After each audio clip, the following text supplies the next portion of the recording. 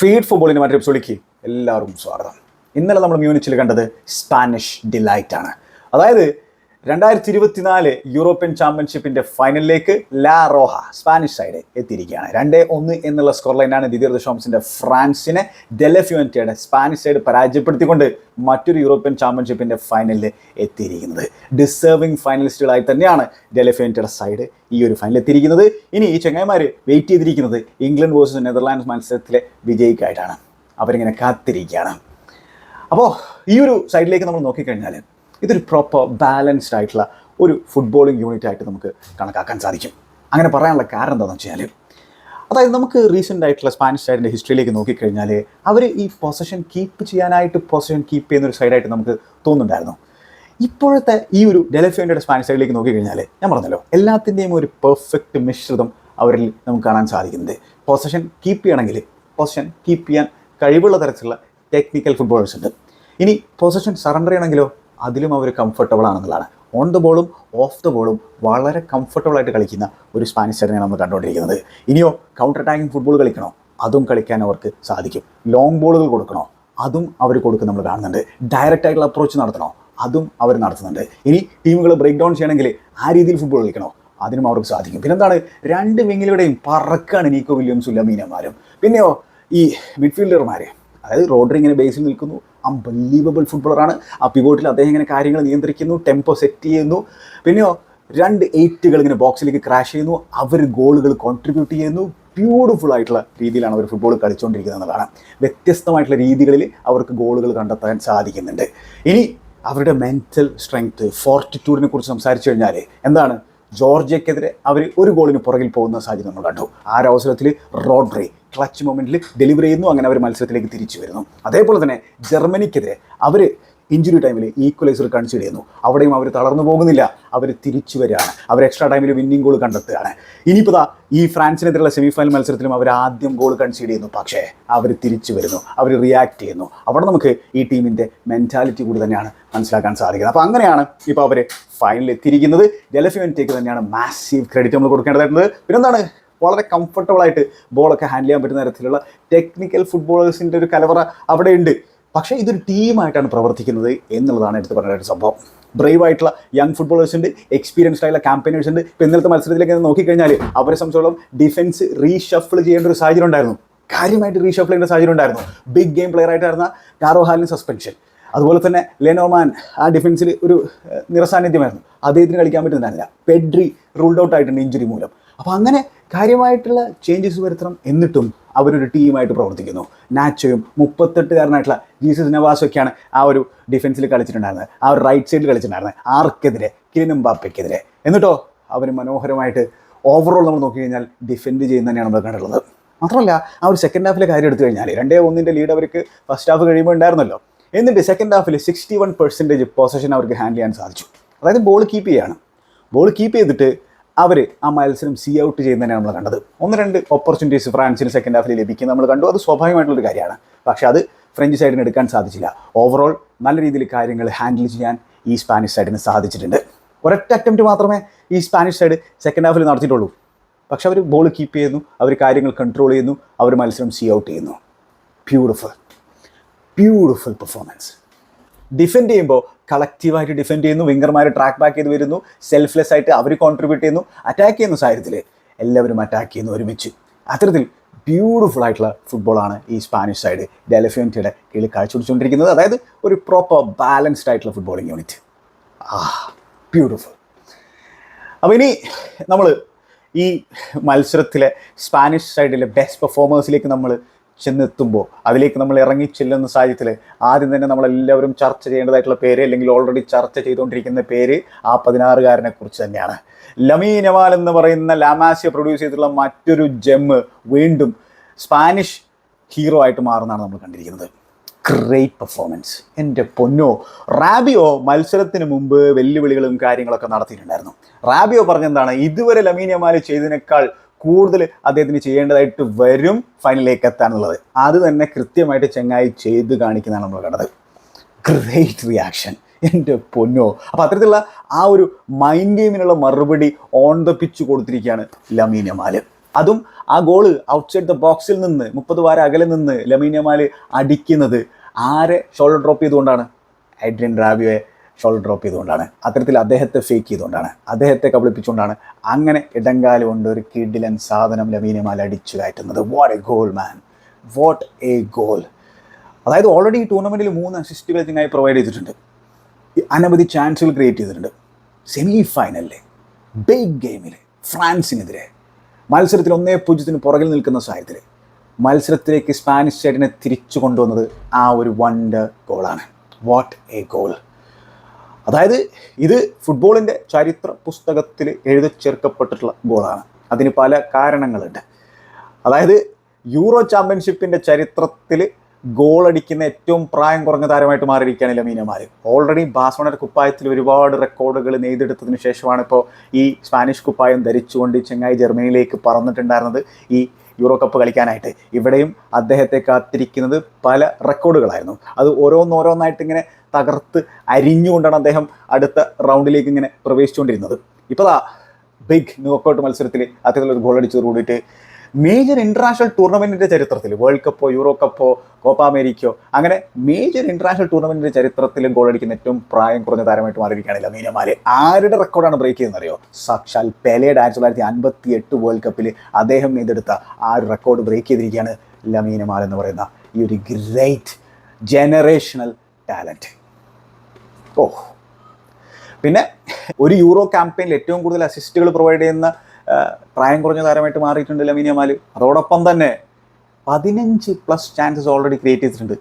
അതായത് സ്പാനിഷ് സൈഡുകളിലേക്ക് നമ്മൾ നോക്കിക്കഴിഞ്ഞാൽ, യൂറോപ്യൻ ചാമ്പ്യൻഷിപ്പിൻ്റെ ചരിത്രത്തിലേക്ക് നോക്കിക്കഴിഞ്ഞാൽ സെസ്ക് ഫാബ്രിഗാസും ഷാവി ഹെർണാണ്ടസും മാത്രമാണ് ഇതിനു മുമ്പ് ഇത്തരത്തിൽ യൂറോ ക്യാമ്പയിനിൽ നെയ്തെടുത്തിട്ടുള്ളത്.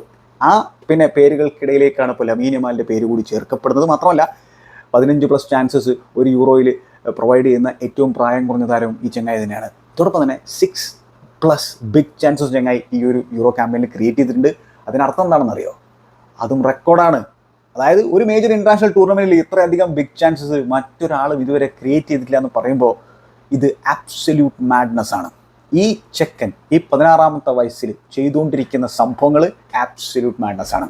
അദ്ദേഹം 16-ാമത്തെ വയസ്സിൽ കളിക്കുന്ന അവസാനത്തെ പ്രൊഫഷണൽ മത്സരമായിരുന്നു ഇന്നലെ നടന്നിട്ടുണ്ടായിരുന്നത്. ആ ഒരു ഫൈനലിൽ കളിക്കുന്ന സാഹചര്യത്തിൽ അദ്ദേഹത്തിന് 17 വയസ്സാകും എന്നുള്ള കാര്യം ഓർക്കേണ്ടതായിരുന്നു. പക്ഷേ what A talent man, what A talent.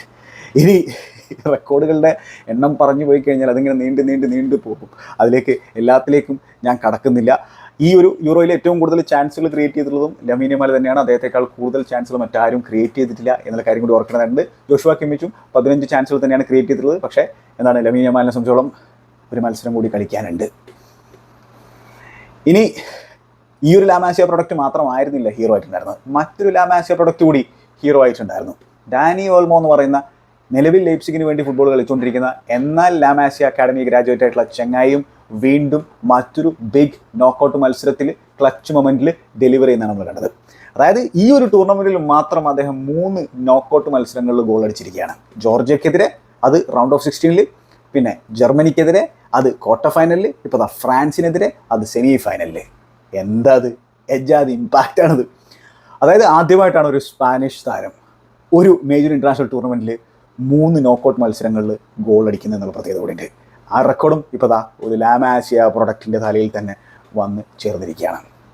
ഈ ഒരു അക്കാഡമി ഉണ്ടല്ലോ, ലാമാസിയ അക്കാഡമി, അവരിങ്ങനെ ടാലൻറ്റുകളെ പ്രൊഡ്യൂസ് ചെയ്തുകൊണ്ടേയിരിക്കും. അത് അത്തരത്തിലുള്ളൊരു ടാലൻറ്റ് ഫാക്ടറിയാണ്, സംശയമില്ല നമുക്ക് പറയാൻ പറ്റും.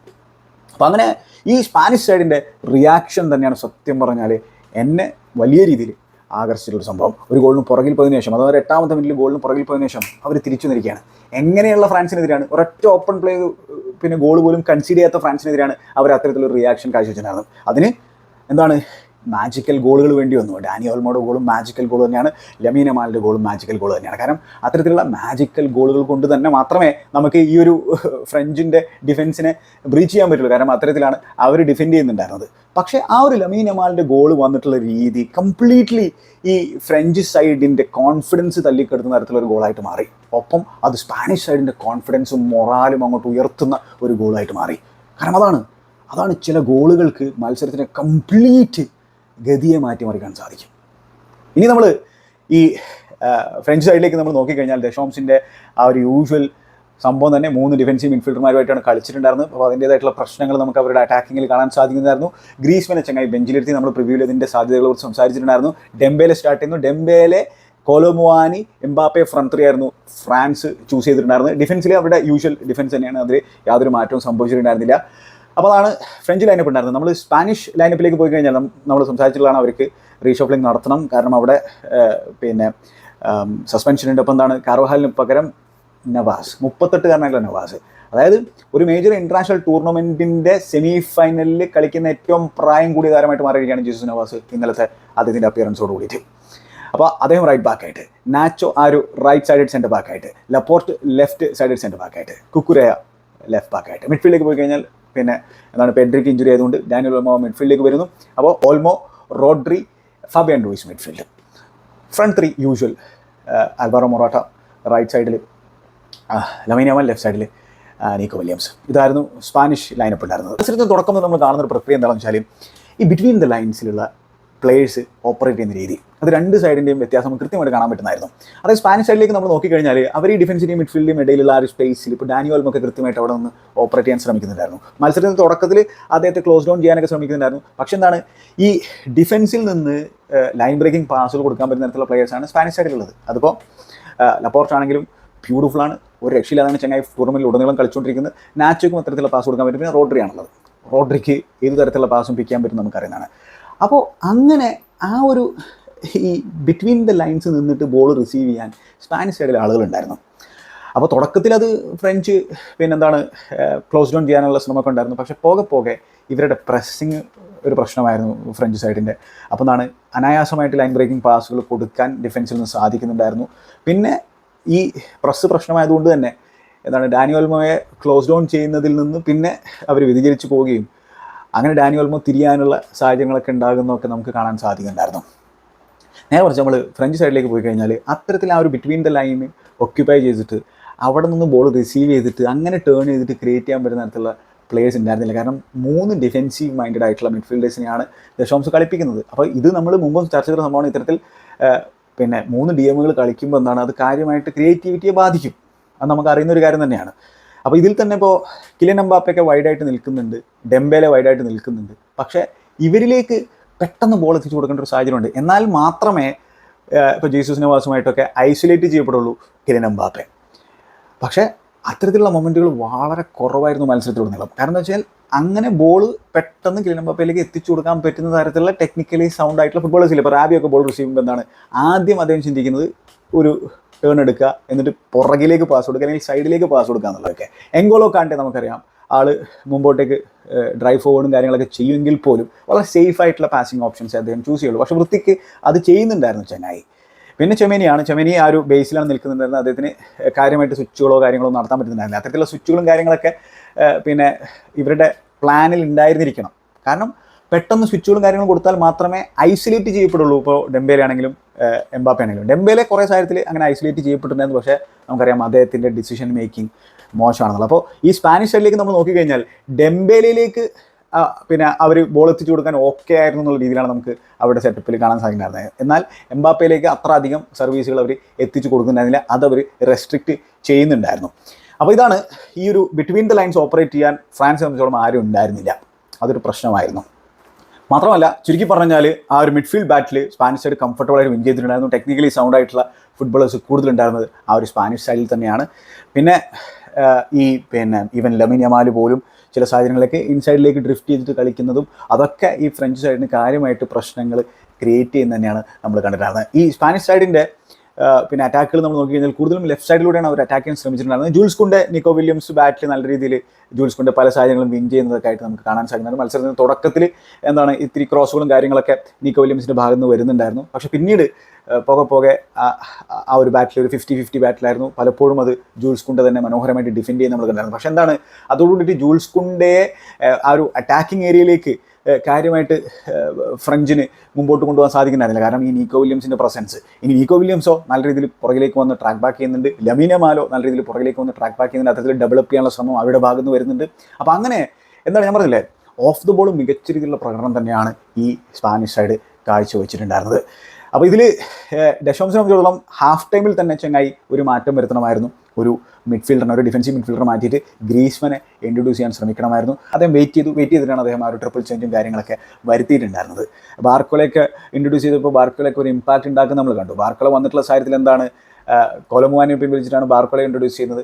അപ്പോൾ എംബാപ്പെ ആ ഒരു മിഡിലേക്ക് നീങ്ങി, ബാർക്കോള ലെഫ്റ്റിൽ, റൈറ്റിൽ ഡെംബേലെ, അത്തരത്തിൽ 3 അറ്റാക്കേഴ്സ്, ഒപ്പം ഗ്രീസ്മൻ ആ ഒരു 10 റോൾ ഫ്ലോട്ട് ചെയ്യുന്ന രീതിയിൽ 2 പിവോട്ട്, അതിലിപ്പോൾ കമോങ്കയും അതുപോലെ ചെമേനിയും കളിക്കുന്ന ഒരു സാഹചര്യം നമ്മൾ കണ്ടിട്ടുണ്ടായിരുന്നു. പക്ഷെ എന്താണ്, ഈ സ്പാനിഷ് സൈഡ് അവർ സെക്കൻഡ് ഹാഫിലാണ് ഫസ്റ്റ് ഹാഫിനേക്കാൾ കൂടുതൽ ബോൾ ഹാൻഡിൽ ചെയ്തിട്ടുണ്ടായിരുന്നത്. അതായത് ഫ്രാൻസിനൊരു ഗോൾ വേണ്ട സാഹചര്യത്തിൽ അവർക്ക് പൊസിഷൻ ഹാൻഡിൽ ചെയ്യാൻ മനോഹരമായിട്ട് സാധിച്ചിരുന്നു എന്നുള്ളതാണ് എടുത്ത് പറഞ്ഞായിട്ടുള്ള സംഭവം. അതിൻ്റെയൊക്കെ ഹാർട്ടിൽ, ഹൃദയഭാഗത്ത് നമുക്ക് കാണാൻ സാധിച്ചിട്ടുള്ള ഒരു പ്ലെയർ റോഡ്രി തന്നെയാണ്. എത്ര മനോഹരമായിട്ടാണ് ചെങ്ങായി ബോൾ ഡിസ്ട്രിബ്യൂട്ട് ചെയ്തിട്ടുള്ളത്, എത്ര മനോഹരമായിട്ടാണ് ചെങ്ങായി ഡിഫെൻഡ് ചെയ്തിട്ടുള്ളത്. അദ്ദേഹത്തിൻ്റെ ഗെയിം റീഡിങ് എബിലിറ്റി ഒക്കെ ബ്യൂട്ടിഫുൾ ആയിരുന്നുള്ള കാര്യം ഓർക്കേണ്ടതായിട്ടുണ്ട്. അപ്പോൾ അതാണ് ഡെഷാംസിനെ സംബന്ധിച്ചോളം അദ്ദേഹത്തിൻ്റെ ആ ഒരു ഓവേർലി ഡിഫെൻസീവ് അപ്രോച്ച് ഈ മത്സരത്തിൽ അദ്ദേഹത്തിന് പണി കൊടുത്തു. ബെറ്റർ അറ്റാക്കിംഗ് യൂണിറ്റിനെതിരെ അദ്ദേഹത്തിൻ്റെ ടീമിന് പിഴച്ചുപോയി, അതാണ്. പക്ഷേ ആ 2 മാജിക്കൽ ഗോളുകളാണ് ആ ഒരു ഫ്രഞ്ച് സൈഡിനെ ബ്രീച്ച് ചെയ്തത്. പക്ഷെ എന്താണ്, അവർക്ക് പിന്നെ ആ ഒരു ഡിഫൻസ് മോഡിൽ നിന്ന് ആ ഒരു അറ്റാക്കിംഗ് മോഡിലേക്ക് ഷിഫ്റ്റ് ചെയ്യാൻ അത്ര പെട്ടെന്ന് സാധിച്ചില്ല.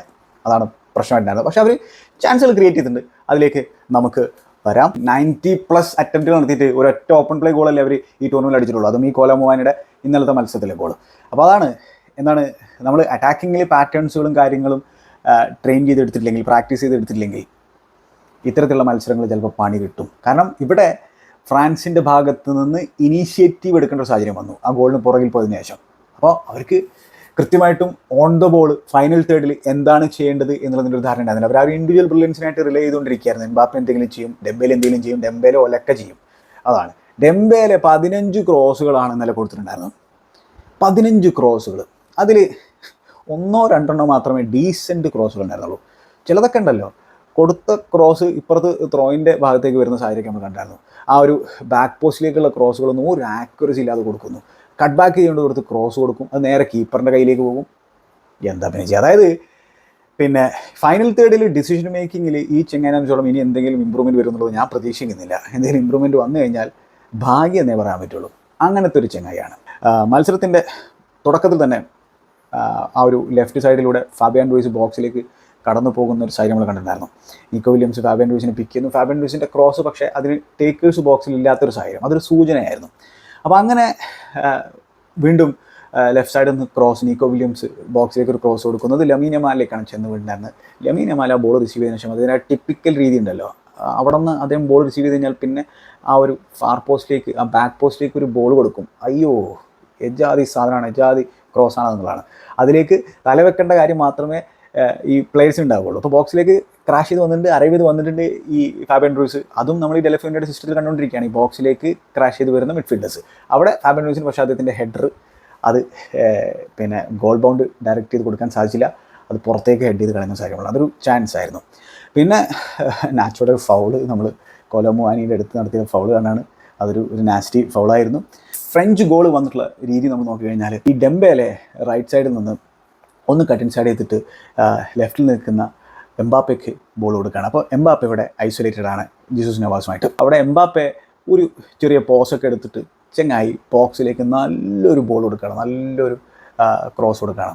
അപ്പോൾ അത് ഫാർ പോസ്റ്റിലേക്കാണ്.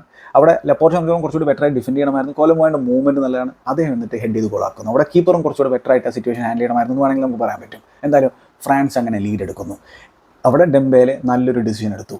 എന്താണ്, ആ ബോൾ എംബാപ്പയ്ക്ക് നേരത്തെ എത്തിച്ചു കൊടുക്കുക എന്നുള്ള ആ ഒരു ഡിസിഷൻ. പിന്നെ എംബാപ്പെ അദ്ദേഹത്തിൻ്റെ ക്രിയേറ്റിവിറ്റി അവിടെ നമുക്ക് കാണിച്ചു തരാണ്. അദ്ദേഹം മാസ്ക് ഒക്കെ ഊരിയിട്ടാണ് കളിക്കുന്നത്. അദ്ദേഹം കുറച്ചുകൂടി ഡിറ്റർമൈൻഡ് ആയിട്ടുള്ള ഒരു എംബാപ്പയെ നമുക്ക് തുടക്കത്തിൽ കാണാൻ പറ്റുന്നുണ്ടായിരുന്നു. അപ്പോൾ അങ്ങനെ 8ാമത്തെ മിനിറ്റിൽ ഈ ടൂർണമെൻറ്റിലെ ആദ്യത്തെ ഓപ്പൺ പ്ലേ ഗോളുമായിട്ട് ഫ്രഞ്ച് പട ലീഡ് എടുക്കുന്ന ഒരു സാഹചര്യം നമ്മൾ കണ്ടു. അങ്ങനെ അവർക്ക് മറ്റൊരു ഓപ്പർച്യൂണിറ്റി കിട്ടുന്നതാണ് നമ്മൾ കണ്ടിട്ടുണ്ടായിരുന്നത്. അതായത് ഈ സ്പാനിഷ് പ്രസ്സിനെ മനോഹരമായിട്ട് ഫ്രഞ്ച് സൈഡ് ബീറ്റ് ചെയ്യുകയാണ്. ബേലെ എന്ത് ചെയ്തെന്ന് വെച്ചാൽ അവിടെ നിന്ന് ബോൾ സ്വിച്ച് ചെയ്യുന്നു, നമ്മുടെ തേവോ ഹെർണാണ്ടസിന് കൊടുക്കുകയാണ്. ലെഫ്റ്റ് സൈഡിൽ റൺ ചെയ്തിട്ടുള്ള തേവോ ഹെർണാണ്ടസ് നേരെ എംബാപ്പയെ പിക്ക് ചെയ്യുന്നു. അഗെയിൻ ഐസൊലേറ്റഡ് ആണ് വിത്ത് ജീസസ് നവാസ്. ഇത്തവണ അദ്ദേഹം കട്ടിൻ സൈഡ് ചെയ്യുന്നു. കട്ടിൻ സൈഡ് ചെയ്ത് വന്നതിന് ശേഷം അദ്ദേഹം ഒരു ഷോട്ട് അടിക്കുന്നു, പക്ഷേ അത് ബ്ലോക്ക് ചെയ്യപ്പെടുന്ന ഒരു സാഹചര്യം നമ്മൾ കണ്ടു. പിന്നെ നമ്മൾ ഈ ഗോൾ വരുന്നത്, ലമീൻ യമാലിൻ്റെ ഗോൾ വരുന്നത്, അപ്പോൾ അതാണ് ആ ഒരു ഇൻസ്പിറേഷണൽ മൊമെൻറ്റ് സ്പാനിഷ് സംബന്ധിച്ചിടത്തോളം. അതിൽ നമ്മൾ ആ ഗോളിനെ കുറിച്ച് നോക്കുമ്പോൾ ഈ ഫ്രഞ്ച് സൈഡിൻ്റെ ഫ്രണ്ട് ത്രീ എത്ര സ്റ്റാറ്റിക് ആയിട്ടാണ് നിൽക്കുന്നത് എന്നുള്ള കാര്യം ഓർക്കണം. വളരെ സ്റ്റാറ്റിക്കായിട്ട് പ്രസ് ഒന്നും ചെയ്യുന്നില്ല ഈ പിന്നെ സ്പാനിഷ് സൈഡിനെ. സ്വാഭാവികമായിട്ടും ഒരു ഗോളിൻ്റെ ലീഡ് ഉണ്ട്. അപ്പോൾ പിന്നെ ഒരു ദശോംസിൻ്റെ സൈഡ് സംബന്ധിച്ചോളം അവർ ഒന്ന് വലിഞ്ഞിറങ്ങും എന്നുള്ളത് സ്വാഭാവികമുള്ള കാര്യമാണ്. ലീഡ് ഇല്ലെങ്കിലും വലിഞ്ഞിറങ്ങും എന്നുള്ളത് സ്വാഭാവികമുള്ള അവരുടെ ഒരു രീതിയാണ്. അപ്പോൾ ഈ ഒരു അവസരത്തിൽ ഫ്രണ്ട് ത്രീയുടെ ഭാഗത്ത് നിന്ന് യാതൊരു പ്രശ്നം കാണുന്നില്ല. വളരെ ഈസിലി ലൈൻ ബ്രേക്കിംഗ് പാസ് പിന്നെ ഡിഫൻസിൽ നിന്ന് സ്പാനിഷ് സൈഡ് പിക്ക് ചെയ്യണം. അപ്പോൾ ആ ഒരു ബിറ്റ്വീൻ ദ ലൈൻസ് നിൽക്കുന്ന ഡാനി ഓൾമോയാണ് പിക്ക് ചെയ്യുന്നത്. ഡാനി ഓൾമോ ടേൺ ചെയ്യാനുള്ള ശ്രമം പക്ഷെ അവിടെ ക്ലോസ് ഡൗൺ ചെയ്യുന്നുണ്ട്. എന്നിട്ട് പിന്നെ ഡാനി ഓൾമോയുടെ പാസും അവർ മൊറാട്ട കൊടുക്കാനുള്ള പാസും അത് അവർ ഡിഫെൻഡ് ചെയ്യുന്നുണ്ട്. സലീബിയാണ് ടാക്കിൾ ചെയ്തതെന്നാണ് എൻ്റെ ഒരു ഓർമ്മ. എന്തായാലും അത് ലമീൻ യമാൽ പിക്ക് ചെയ്യാണ്. ആ ഒരു റൈറ്റ് ഹാഫ് സ്പേസിലാണ് ലമീൻ യമാൽ പിക്ക് ചെയ്യുന്നത്. അപ്പോൾ ലമീൻ യമാലിൻ്റെ അടുത്ത് റാബിയോ നിൽക്കുന്നുണ്ട്. അപ്പോൾ റാബിയോ സംബന്ധിച്ചോളം റാബിയോ പിന്നെ അദ്ദേഹം വിചാരിച്ചിരിക്കുന്നത് അദ്ദേഹം ആ ഒരു സിറ്റുവേഷനിൽ കൺട്രോളിലാണെന്നുള്ളതാണ്. ലമീൻ യമാൽ ആദ്യം ഒന്ന് വലത്തോട്ട് പോകാൻ ശ്രമിക്കുന്നു, പിന്നീട് അദ്ദേഹം വീണ്ടും ഇടത്തോട്ടെടുക്കുന്നു. എന്നിട്ടാണ് ആ ഒരു കേളർ സാധനം അടിച്ചു കയറ്റുന്നത്. ബോക്സിൻ്റെ പുറത്ത് നിന്ന് 30 വാരാകരെ നിന്ന് അത് പോസിറ്റീവ് തട്ടി വാലിയിലേക്ക് പോകുന്നു. What a curler, what a shot, what a goal to score, അതും what an occasion to score. എൻ്റെ പൊന്നെ അങ്ങനെ എന്താണ് മത്സരത്തിലേക്ക് സ്പാനിഷ് സൈഡ് തിരിച്ചു വരുന്നു. അത് ഞാൻ പറഞ്ഞില്ല, അവർക്ക് വല്ലാത്തൊരു മൊറാൽ ബൂസ്റ്റിംഗ് ആയിട്ടുള്ള സംഭവമായിരുന്നു. ഫ്രഞ്ച് സൈഡ് അവിടെ നിന്ന് അവരുടെ ആ ഒരു കോൺഫിഡൻസ് നഷ്ടപ്പെടുന്നതാണ് പിന്നീട് നമ്മൾ കാണുന്നത്. അവിടെ നിന്ന് അധികം വൈകാതെ തന്നെ ഗോൾ അടിക്കുകയാണ്. ഡാനി ഓൾമോയുടെ ഗോൾ വരികയാണ്. അപ്പോൾ ഇതിൽ എന്താണ്, ഇതിലഗെയിൻ നമ്മൾ നോക്കിക്കഴിഞ്ഞാൽ ഈ കിലിയൻ എംബാപ്പയുടെയൊക്കെ പ്രസ് ചെയ്യാൻ താല്പര്യമില്ലാത്തൊരു കാര്യം, of the ball work rate കൊടുക്കാൻ താല്പര്യമില്ലാത്തതിൻ്റെ കാര്യമൊക്കെ നമുക്ക് കൃത്യമായിട്ട് കാണാൻ സാധിക്കും.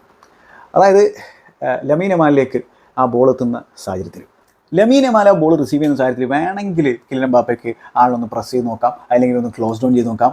പക്ഷെ അവിടെ ഒന്നും ചെയ്യുന്നില്ല. ലമീൻ യമാൽ ആ ബോളുമായിട്ട് സെൻട്രൽ ഏരിയയിലേക്ക് നീങ്ങി വരികയാണ്. അപ്പോൾ സെൻട്രൽ ഏരിയയിലേക്ക് നീങ്ങി വരുന്നു, ഒരു പ്രഷറും ഇല്ല, ആരും ക്ലോസ് ഡൗൺ ചെയ്യുന്നില്ല. അപ്പോൾ ആ ഒരു അവസരത്തിൽ എന്താണ്, റാബിയോ തൻ്റെ ആളായിട്ടുള്ള ഓൾമോയെ വിട്ടിട്ട് ഈ ലമീൻ യമാലിലേക്ക് അദ്ദേഹത്തെ ക്ലോസ് ഡൗൺ ചെയ്യാനായിട്ട് വരുന്നു. ആ ഒരു അവസരത്തിൽ ലമീൻ യമാൽ ഓൾമോ പിക്ക് ചെയ്യുന്നു, ഓൾമോ തിരിയുന്നു, എന്നിട്ട് തൻ്റെ റൈറ്റിലുള്ള ജീസസ് നവാസിനെ പിക്ക് ചെയ്യുന്നു. നവാസ് അവിടെ വിട്ട് പ്രൊവൈഡ് ചെയ്തിട്ട് നിൽക്കുന്നുണ്ട്. നവാസ് എന്ത് ചെയ്തു, നവാസ് ക്രോസ് കൊടുക്കുകയാണ് ബോക്സിലേക്ക്. യാതൊരു പ്രഷറും നവാസിനും ഇല്ല എന്നുള്ള കാര്യം ഓർക്കണം. ക്രോസ് പക്ഷേ ക്ലിയർ ചെയ്യാണ്. സലീബയുടെ ക്ലിയറൻസ് പക്ഷേ ബോക്സിൽ അപ്പോഴേക്കും അറൈവ് ചെയ്ത് നിൽക്കുന്നുണ്ട് ഡാനി ഓൾമോയുടെ കാലിലേക്കാണ് ചെന്ന് വീഴുന്നത്. പക്ഷെ അവിടെ പിന്നെ നമ്മൾ ഡാനി ഓൾമോ മാജിക്കാണ് കാണുന്നത്. അവിടെ പുള്ളിക്കാരൻ പുറത്തെടുത്ത 2 ടച്ചസ് മാജിക്കൽ ടച്ചസ് ആണ്. ഫസ്റ്റ് ടച്ച് അത് ആ സലീബയുടെ ക്ലിയറൻസ് അത് ടച്ച് ചെയ്ത് കൺട്രോൾ വരുത്താനുള്ള ശ്രമം. സെക്കൻഡ് ടച്ചിൽ അദ്ദേഹത്തിന് വിചാരിച്ച രീതിയിലുള്ള കൺട്രോൾ തന്നെ കിട്ടുകയാണ്. അവിടെ ചെമേനിയെ ആ സെക്കൻഡ് ടച്ചിൽ ചെന്നായി ബീറ്റ് ചെയ്യാണ് ബ്യൂട്ടിഫുള്ളായിട്ട്. ആ ഒരു സെക്കൻഡ് ടച്ചിൽ ആ ഒരു വല്ലാത്തൊരു ടച്ചിൽ അദ്ദേഹത്തിന് സ്പേസ് കിട്ടുന്നു ബോക്സിൽ.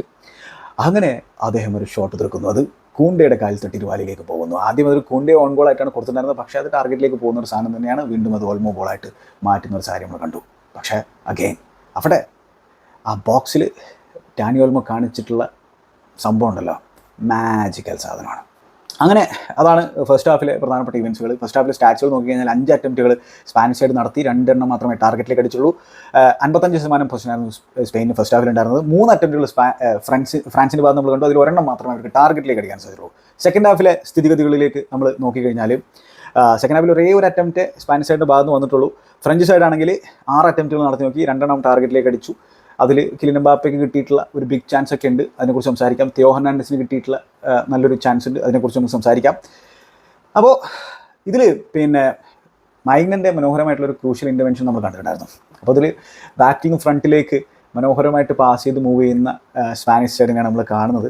ഒരു ഫ്രാൻസിൻ്റെ ത്രോയിൻ അവർ വിൻ ചെയ്യുന്നു. ഏകദേശം അവരെ ബോൾ മനോഹരമായിട്ട് മൂവ് ചെയ്യുന്നു. അപ്പോൾ അതിൽ അൽവാരോ മൊറാട്ടൊക്കെ ഡീപ്പായിട്ട് ഇറങ്ങി വന്നിട്ടുണ്ട്. എന്നിട്ട് അദ്ദേഹം പാസ് ചെയ്യുന്നു. ആ ബോൾ നീക്കോ വില്യംസിലേക്ക് കൊടുക്കുന്നു. നീക്കോ വില്യംസ് ലെഫ്റ്റിലൂടെ റൺ ചെയ്യുന്ന സാഹചര്യത്തിൽ അതിന് മുമ്പിൽ ഏക്കേഴ്സ് ഓഫ് സ്പേസ് ഉണ്ട്. അപ്പോൾ ആ ഒരു അവസരത്തിൽ മൈഗ്നൻ പിന്നെ ബോക്സിന് പുറത്തേക്ക് കയറി വന്നിട്ട് ഒരു ക്രൂഷ്യൽ ഇൻ്റർവെൻഷൻ നടത്താൻ നമ്മൾ കാണുന്നത്. അങ്ങനെ അവിടെ ഫ്രാൻസ് രക്ഷപ്പെട്ടു പോകുന്ന ഒരു സാഹചര്യം. ഇതിൽ തന്നെ ഈ അൽവാരോ മൊറാട്ടയുടെ പ്രകടനത്തെക്കുറിച്ചും നമ്മൾ സംസാരിക്കേണ്ടതുണ്ട്. ഇപ്പോൾ ഇന്നലെ അദ്ദേഹം അസിസ്റ്റോ ഗോളോ ഒന്നും പ്രൊവൈഡ് ചെയ്തിട്ടില്ല.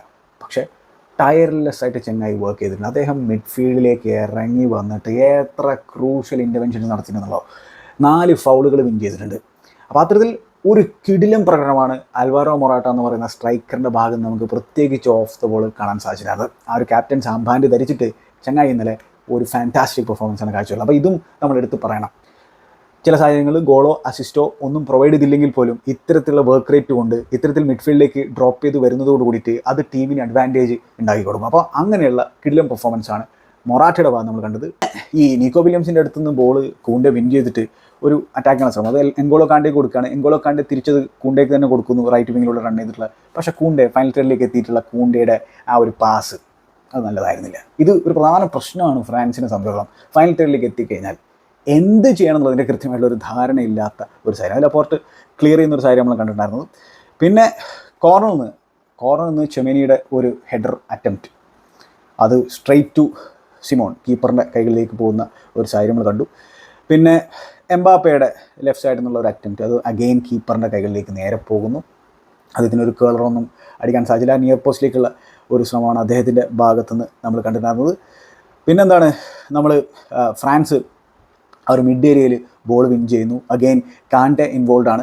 കാണ്ടെ ഡെംബേലയെ പിക്ക് ചെയ്യുന്നു, റൈറ്റിലൂടെ റൺ ചെയ്തിട്ടുള്ള ഡെംബേലെ ആ ഒരു സാഹചര്യത്തിൽ ആ ഒരു നിയർ പോസ്റ്റിലേക്ക് റൺ ചെയ്തിട്ടുള്ള എംബാപ്പയെ പിക്ക് ചെയ്യാനുള്ള ശ്രമമാണ്. നേരെ ഉനായ് സിമോണിലേക്കാണ് അത് പോയിട്ടുണ്ട്. അല്ലെങ്കിൽ ഉനായ് സിമോൺ കൈവെക്കുന്ന ഒരു സാഹചര്യം നമ്മൾ കണ്ടു. ഉനായ് സിമോണും ഒരു കട്ട് ബാക്ക് അവിടെ വരും എന്നുള്ളതാണ് പ്രതീക്ഷയുണ്ടായിരുന്നത്. പക്ഷേ നിയർ പോസ്റ്റിലേക്ക് പിന്നെ ആണ് ഡെംബേലെ ക്രോസ് കൊടുത്തിട്ടുണ്ടായിരുന്നത്. അദ്ദേഹം കൈ കൊണ്ട് സേവ് ചെയ്യുന്നു. ഉനായ് സിമോനെ സംബന്ധിച്ചിടത്തോളം അതൊരു ഇമ്പോർട്ടൻറ്റ് സേവ് ആണ്.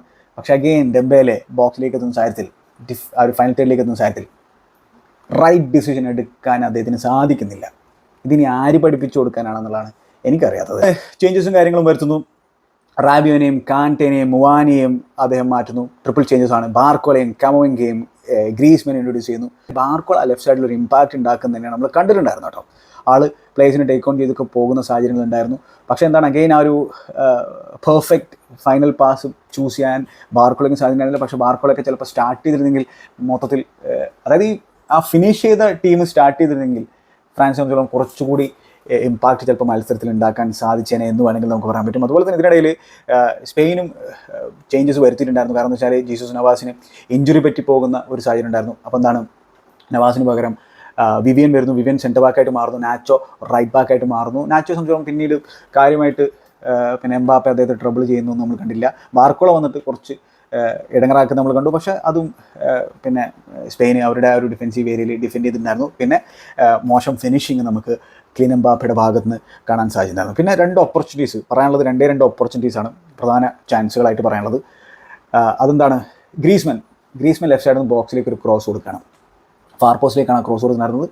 അപ്പോൾ അത് കുക്കുരയ്ക്ക് ആ ഒരു ഹെഡർ മിസ്സാകുന്നു. ഡെംബേലെ എങ്ങനെയൊക്കെയോ അത് പിന്നെ സിക്സ് സൈഡ് ഏരിയയിലേക്ക് കൊടുക്കാനുള്ള ശ്രമം നടത്തുന്നു. അവിടെ ഫാബിയൻ റൂയിസിനെ സംബന്ധിച്ചോളം വളരെ പുവർ ഡിഫെൻഡിങ്. അങ്ങനെ കമോവിംഗ ബോക്സിൽ ബോൾ വിൻ ചെയ്യുന്നു. തിയോ ഹെർണാണ്ടസിലേക്കാണ് ചെന്ന് വീഴുന്നത്. തിയോ ഹെർണാണ്ടസ് ബോക്സിൻ്റെ പുറത്താണ്. പക്ഷേ ചെങ്ങായി ഒരു ലെഫ്റ്റ് ഫുട്ടഡ് പ്ലെയർ ആണെന്നുള്ള കാര്യം ഓർക്കണം. ആളുടെ റൈറ്റ് ഫുട്ടിലാണ് ചെന്ന് വീണ്ടായിരുന്നത്.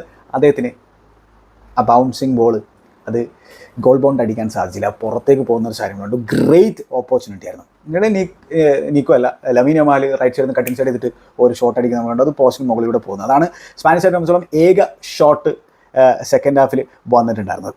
പിന്നെ ഈ ബാർക്കോള ലെഫ്റ്റിലൂടെ പോയിട്ട് ഈ പിന്നെ റോഡ്രിയൊക്കെ മറികടന്നിട്ട് പോകുന്ന ഒരു സാഹചര്യം കണ്ടു.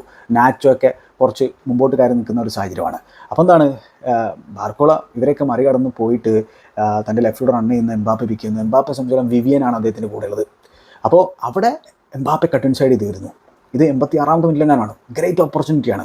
കട്ടിൻ സൈഡ് ചെയ്തിട്ട് ബോക്സിലേക്ക് എത്തിയതിന് ശേഷം അദ്ദേഹത്തിൻ്റെ ഷോട്ടിൽ യാതൊരു കമ്പോസർ ഇല്ലാത്തൊരു സാഹചര്യം നമ്മൾ കണ്ടു. ഇതിൻ്റെ ഭാഗത്ത് നമ്മൾ മിനിമം എക്സ്പെക്ട് ചെയ്യുന്ന സംഭവം അത് അദ്ദേഹം ടാർഗറ്റിലേക്കെങ്കിലും അടിക്കുന്നതാണ്. പക്ഷേ കട്ടിൻ സൈഡ് ചെയ്തതിന് ശേഷം അദ്ദേഹം അത് അടിച്ച് പുറത്ത് കളയുന്ന സാഹചര്യം കണ്ടു. ബാറിന് മുകളിലൂടെ അടിച്ച് കളയുന്ന ഒരു സാഹചര്യം നമ്മൾ കണ്ടു. ഒരു ഗ്രേറ്റ് ഓപ്പർച്യൂണിറ്റി ഫ്രാൻസ് സംബന്ധിച്ചുള്ള മത്സരത്തിലേക്ക് തിരിച്ചു വരാൻ. മത്സരത്തിന് ശേഷം കിലിയൻ എംബാപ്പെ തന്നെ തൻ്റെ പ്രകടനത്തെക്കുറിച്ച് പറഞ്ഞിട്ടുള്ളത് എന്താണ്, ഇതൊരു ഫെയിലിയർ ആയിരുന്നു എന്നുള്ളതാണ്. അത് തന്നെയാണ് യാഥാർത്ഥ്യമുള്ള സംഭവം. അറ്റ്ലീസ്റ്റ് റെസ്പോൺസിബിലിറ്റി ചെങ്ങായി ഏറ്റെടുക്കുന്നുണ്ട്. തൻ്റേതായിട്ടുള്ള പ്രകടനത്തെ ന്യായീകരിക്കാനോ അല്ലെങ്കിൽ മൂക്ക് പൊട്ടിയതിനെക്കുറിച്ചോ ഒന്നും അദ്ദേഹം സംസാരിച്ചിട്ടില്ല. പകരം എന്താണ്, ഒരു ഫെയിലിയർ ആയിരുന്നു എന്നുള്ള ആ ഒരു ബോധ്യം അദ്ദേഹത്തിനുണ്ട്. അത് തന്നെയാണ് കിലിയൻ എംബാപ്പയുടെ ഭാഗത്ത് നമ്മൾ പ്രതീക്ഷിച്ച രീതിയിൽ ഒന്നും ഈ ടൂർണമെൻറ്റിൽ നമുക്ക് കാണാൻ സാധിച്ചില്ല. അദ്ദേഹം അതിൻ്റെ പീക്കിലാണ് ഫുട്ബോൾ കളിച്ചുകൊണ്ടിരിക്കുന്നത്. ഇതല്ല നമ്മൾ കിലിയൻ എംബാപ്പയിൽ നിന്ന് എക്സ്പെക്ട് ചെയ്യുന്നത്. ഇതിലും ഒരുപാട് നമ്മൾ എക്സ്പെക്ട് ചെയ്യുന്നുണ്ട്. എക്സ്പെക്ട് ചെയ്യുന്നതിൻ്റെ 7 അയലത്ത് പോലും കിലിയൻ എംബാപ്പയ്ക്ക് എത്താൻ സാധിച്ചില്ല എന്നതൊരു യാഥാർത്ഥ്യമായിട്ടുള്ള സംഭവമാണ്. അപ്പോൾ എന്താണ്, എംബാപ്പെ ഇനിയും ഒരുപാട് വർക്ക് ചെയ്യേണ്ടതായിട്ടുണ്ട് എന്നാണ്. ഇനിയിപ്പോൾ ഒരു വെക്കേഷൻ എടുക്കും, എന്നിട്ട് റയൽ മാഡ്രിഡിൻ്റെ കുപ്പായത്തിൽ അദ്ദേഹത്തിനെ നമുക്ക് കാണാൻ സാധിക്കും. പിന്നെ എന്താണ്, ഇത്രയേ ഉള്ളൂ സെക്കൻഡ് ഹാഫിലും ഫ്രാൻസിനെ സംബന്ധിച്ചോളം കാര്യമായിട്ട് ചാൻസുകളെന്ന് പറയാൻ പറ്റുന്നത്. അപ്പോൾ അതാണ് അങ്ങനെ എന്താണ് ദശോംസിൻ്റെ സൈഡ് ഓവർലി ഡിഫെൻസീവായിട്ടുള്ള സൈഡ്, ഒടുക്കത്തെ പ്രാഗ്മാറ്റിക് അപ്രോച്ച് മോശമെന്നല്ല പറയുന്നത്, പക്ഷേ പ്രാഗ്മാറ്റിക് അപ്രോച്ചിനോടൊപ്പം തന്നെ കൗണ്ടർ അറ്റാക്ക് ചെയ്യുമ്പോൾ അവർ അറ്റാക്കിലൊരു കൊഹീഷൻ വേണം, ഒരു കൃത്യമായിട്ടുള്ളൊരു പാറ്റേൺ ഓഫ് പ്ലേ വേണം, എങ്ങനെ കൗണ്ടർ അറ്റാക്ക് ചെയ്യണമെന്നുള്ളൊരു ധാരണ വേണം. അത് ഈ ഫ്രഞ്ച് സൈഡിന് ഈ ടൂർണമെൻറ്റിൽ ഉണ്ടായിരുന്നില്ല. ഇതിനിടയിൽ ഡെലഫിയോൻ്റെ ചേഞ്ചസും കാര്യങ്ങളും വരുത്തിയിട്ടുണ്ടായിരുന്നു. ബെറ്റർ പാസറായിട്ടുള്ള മെറീനോയെ ആ ഒരു 75 മിനിറ്റ്സ് ചെയ്തുള്ള സാഹചര്യത്തിൽ ഓൾമോക്ക് പകരം ഇറക്കിയിട്ടുണ്ടായിരുന്നു. പൊസിഷൻ കൺട്രോൾ ചെയ്തിട്ട് മത്സരം ഔട്ട് ചെയ്യാൻ വേണ്ടി തന്നെയാണ്. പിന്നെന്താണ് അൽവാരോ മൊറാട്ടയെ പിൻവലിച്ച് വൈർസബാലിനെ കൊണ്ടുവരുന്ന മൊറാട്ട കംപ്ലീറ്റ്ലി എക്സോസ്റ്റഡ് ആയിരുന്നു, കാരണം എല്ലാം കൊടുത്തിട്ടുണ്ടായിരുന്നു. ഈ മൊറാട്ടയെ സംബന്ധിച്ച മത്സരത്തിന് ശേഷം ഈ സ്പെയിനിൻ്റെ സെലിബ്രേഷനിടയിൽ സെക്യൂരിറ്റി ഗാർഡിൻ്റെ ടാക്കിളായിട്ട് എന്തോ ഇഞ്ചുറി പറ്റി എന്നൊക്കെയാണ് കേൾക്കുന്നത്. അതിൻ്റെ ഗ്രാവിറ്റി എത്രത്തോളം നമുക്കറിയില്ല. അതുപോലെ തന്നെ ഡെൽഫിൻ്റെ പിന്നെ മത്സരത്തിന് ആ ഒരു ടുവേർഡ്സ് ദി എൻഡ് സുബിമിൻ്റെയൊക്കെ കൊണ്ടുവന്നിട്ട് ആ ഒരു ലീഡ് പ്രൊട്ടക്ട് ചെയ്യാനുള്ള പരിപാടിയൊക്കെ നടത്തിയിട്ടുണ്ടായിരുന്നു. എന്തായാലും അദ്ദേഹത്തെ സംബന്ധിച്ചോളം ടാക്ടിക്സും സബ്സ്റ്റിറ്റ്യൂഷൻസും എല്ലാം സ്പോട്ട് ഓണായ ഒരു മത്സരമാണ് കടന്നു പോയിട്ടുള്ളത്. 3 ഡിഫൻസീവ് മിഡ്ഫീൽഡർമാരെ കളിപ്പിച്ചത് കൂടിയിട്ട് മിഡ്ഫീൽഡിൽ ഒരു ബാലൻസിൻ്റെ ഒരു പ്രശ്നം ഉണ്ടായിരുന്നു. അതായത് പ്രോഗ്രസീവായിട്ട് പാസ് ചെയ്യാൻ പറ്റുന്ന എത്ര താരങ്ങൾ ആ ഒരു മിഡ്ഫീൽഡ് ഉണ്ടായിരുന്നുള്ളതാണ്. മാത്രമല്ല ബിറ്റ്വീൻ ദ ലൈൻസ് കളിക്കാൻ പറ്റുന്ന തരത്തിൽ ആരുമില്ല. എങ്കോളോ കാണ്ടൊക്കെ നല്ല രീതിയിൽ തന്നെയാണ് ഈ ടൂർണമെൻറ്റിൽ കളിച്ചിട്ടുള്ളത്, പക്ഷേ അദ്ദേഹം അത്ര ക്രിയേറ്റീവായിട്ടുള്ളൊരു പ്ലെയർ അല്ലാന്ന് നമുക്ക് എല്ലാവർക്കും അറിയുന്നൊരു സംഭവമാണ്. സേഫായിട്ടുള്ള ഓപ്ഷൻസേ അദ്ദേഹം ചൂസ് ചെയ്യുള്ളൂ പാസിങ്ങിൽ. അവിടെ ക്രിയേറ്റ് ചെയ്യാൻ പറ്റുന്ന തരത്തിലുള്ള ഒരു പ്ലെയറിൻ്റെ അഭാവം ഉണ്ടായിരുന്നു. ഇനി അഥവാ ഗ്രീസ്മാനെ കളിപ്പിക്കുന്ന സാഹചര്യത്തിൽ എന്താണ് പുള്ളിക്കാരൻ വിങ്ങിൽ കളിപ്പിക്കുന്ന സാഹചര്യം നമ്മൾ കണ്ടു, അല്ലെങ്കിൽ ഒരു വിങ്ങർ ഇല്ലാത്ത സാഹചര്യം നമ്മൾ കണ്ടു. അപ്പോൾ അത്തരത്തിൽ എന്താണ് ദശാംശം അദ്ദേഹത്തിൻ്റെ ടാക്ടിക്സുകൾ അദ്ദേഹം റീവർക്ക് ചെയ്യേണ്ട ഒരു സാഹചര്യമാണുള്ളത്. ഇനി അദ്ദേഹം തന്നെ അവിടെ തുടരുമോ ഇല്ലയോ നമുക്കറിയില്ല. 2 വർഷത്തെ കോൺട്രാക്ട് കൂടി അദ്ദേഹത്തിനുണ്ട്. പക്ഷേ എന്താണ് ഈ ഫ്രഞ്ച് സൈഡിൽ നിന്ന് നമ്മൾ കുറേ കൂടി പ്രതീക്ഷിക്കുന്നുണ്ട്. കാരണം അത്തരത്തിലുള്ളൊരു സ്ക്വാഡ് അവൈലബിൾ ആണ്. 3-4 സ്ക്വാഡ് ഉണ്ടാക്കാൻ പറ്റുന്ന തരത്തിലുള്ള പ്ലെയേഴ്സ് ഫ്രഞ്ച് സൈഡിലുണ്ട്. അപ്പോൾ അതിൻ്റെ ആ ഒരു ടാലൻറ്റ് പൂളിൽ നിന്ന് അവർ കളിക്കേണ്ട ഫുട്ബോളിന് കുറച്ചുകൂടി ഒരു ബാലൻസ്ഡ് നേച്ചർ നമ്മൾ പ്രതീക്ഷിക്കുന്നുണ്ട്. കുറേ കൂടി അവർ പിന്നെ അറ്റാക്ക് ചെയ്യേണ്ടതായിട്ടുണ്ടെന്നുള്ളത് തന്നെയാണ് എൻ്റെ ഒരു കാഴ്ചപ്പാട്. അത്രയധികം ടാലൻറ്റുകളുണ്ട്. അപ്പോൾ അത് അത്തരത്തിൽ ഒരു ടീമിനെ ഇനി കോച്ച് ചെയ്യാൻ ഡെഷോംസിന് സാധിക്കുമോ? 12 കൊല്ലമായി സാധിക്കുമോ എന്നുള്ളത് പിന്നെ ഫ്രഞ്ച് ഫെഡറേഷൻ തീരുമാനിക്കേണ്ട ഒരു കാര്യമാണ്. ഡെഷോംസ് എന്താണ് വേൾഡ് കപ്പും കാര്യങ്ങളൊക്കെ നേടിക്കൊടുത്തിട്ടുണ്ട്. ഇനി സമയമായോ അദ്ദേഹത്തിന് അവിടെ നിന്ന് പടിയിറങ്ങാൻ? നമ്മൾ മറ്റൊരു അധ്യായത്തിൽ അതിനെക്കുറിച്ച് വേണമെങ്കിൽ സംസാരിക്കാൻ ശ്രമിക്കാം. എന്തായാലും ഡെലഫിയോൻ്റെയുടെ സൈഡ് ഡിസേർവിങ് ഫൈനലിസ്റ്റുകളായിട്ട് അവിടെ ഇങ്ങനെ നെതർലാൻഡ്സിനും അല്ലെങ്കിൽ ഇംഗ്ലണ്ടിനുമായിട്ട് ഇങ്ങനെ വെയിറ്റ് ചെയ്തിരിക്കുകയാണ്. ഇതിൽ തന്നെ ഞാൻ പറഞ്ഞല്ലോ റോഡ്രി സെൻസേഷണലായിരുന്നു. സ്വാഭാവികമായിട്ടും എല്ലാ പ്ലോഡിറ്റ്സും പോവുക ലമീൻ യമാലിനും ഓൾമോക്കൊക്കെ തന്നെയാണ്. അവരത് ഡിസേർവിംഗ് ആയുള്ള സംഭവം തന്നെയാണ്. പക്ഷേ ആ മിഡ്ഫീൽഡിൽ Rodri was sensational once again.